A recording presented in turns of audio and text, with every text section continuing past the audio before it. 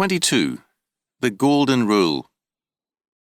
As is well known, the Golden Rule in some form or another is common to many cultures. There is, however, an important difference. In the non-biblical forms, it has a negative cast. For example, Confucius held, "What you do not like if done to yourself, do not do to others." In this negative form, the meaning varies from culture to culture. First, if the culture is, as Far Eastern cultures have been, one with the world and life negating faith, the Golden Rule counsels a passivity and a non-interference. If, as is true for many Eastern religions, life is a burden, then any life-giving assistance is in essence a curse, and a man will not involve himself in life support activities to others. Where, in terms of faith, death is ultimate, charity means giving people the right to die. In our own humanistic culture, man is seen as a product of chaos and an evolution out of nothingness. Death and annihilation are the destiny of all men. In such a society, we see, quite logically, the development of humanitarian movements to promote abortion, euthanasia, and the right to suicide. Such demands are in conformity with the humanistic form of the Golden Rule. The Golden Rule thus gains meaning in terms of the religious faith and culture which undergirds it. Second, this means that despite the form of the Golden Rule, even where negative, the meaning depends upon the religion behind it. Thus, Rabbi Hillel declared, quote, "Whatsoever thou wouldest that a man should not do to thee, do not do that to them." End quote. Bob Shab, 3a. Hillel's meaning is totally different from that of Confucius.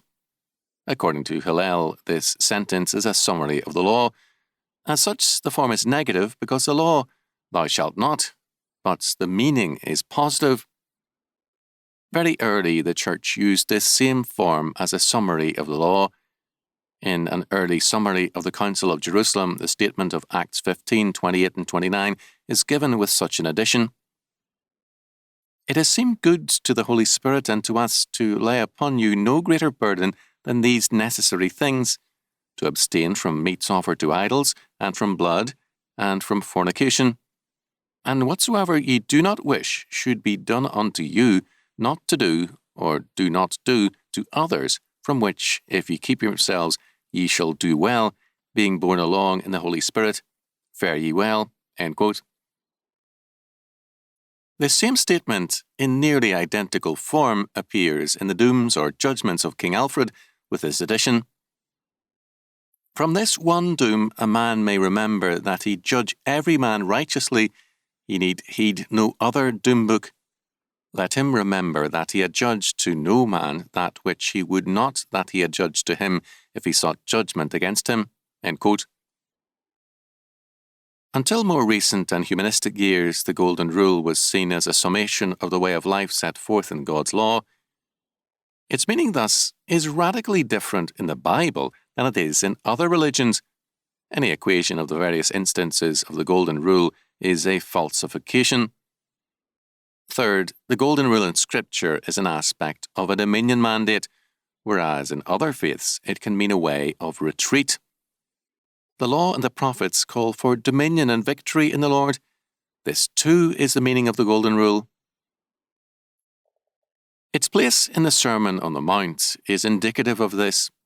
The law, our Lord declares, is not to pass away, but put into force. Matthew 5, 17-20. The law is an enemy only to sinners, and to them it spells the death penalty. For us, it is the righteousness of God. It is the Golden Rule. Our Lord identifies, quote, "the law and the prophets," end quote, with the Golden Rule, declaring, "Therefore all things whatsoever ye would that men should do to you, do ye even so to them, for this is the law and the prophets," end quote, Matthew 7:12. We have a briefer reference to the Golden Rule in Luke 6:31, and again it is followed by the requirement of productivity, and the statements that a good tree brings forth good fruit, Luke 6:43-45, Matthew 7:16-20.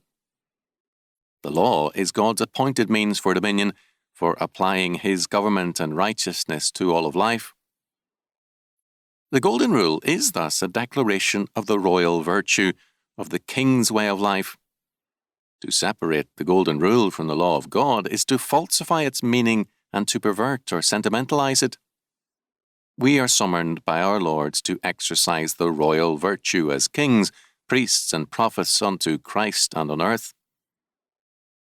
Fourth, the Golden Rule, if detached from the law, can be made an invitation to sin. In recent years, the Golden Rule has had a minor underground use to justify a Sidean concept of mutuality that is a pornographic caricature of its meaning. We cannot overlook this fact.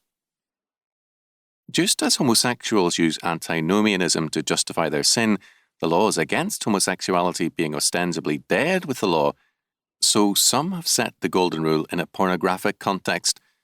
This is why the Golden Rule is incomplete if we omit the last clause. For this is the law and the prophets. Our Lord rivets the law to the Golden Rule. As we have seen, this was nothing new. Hillel had declared the Golden Rule to be a summary of the law. Our Lord uses both the Golden Rule and the law to sum up the meaning of love, thereby equating law and love, as in Matthew 19:17-19, and again in Matthew 22:37-40. Quote, Jesus said unto him, Thou shalt love the Lord thy God with all thy heart, and with all thy soul, and with all thy mind. This is the first and great commandment, and the second is like unto it, Thou shalt love thy neighbour as thyself. On these two commandments hang all the law and the prophets. End quote. To separate love and the law is clearly not biblical. The modern usage of the Golden Rule is humanistic and emphatically not in agreement with Scripture. It not only advocates suicide and euthanasia, but manifests in all these things its inescapable will to death. Proverbs 8:36. Antinomianism has contributed to the rise of humanism and its evils. There are some, like Israel Abrahams, who have held that the negative form of the Golden Rule is more realistic, given the great amount of evil in the world. The most we can normally do is to avoid harm to others. Johnson, however, is right in stating that what Jesus taught is, quote, that the essence of righteousness is the constructive doing of good, not the negative avoidance of evil, end quote. We must add that, quote, the constructive doing of good, end quote, is to do the will of God as set forth in the law. This is the Golden Rule.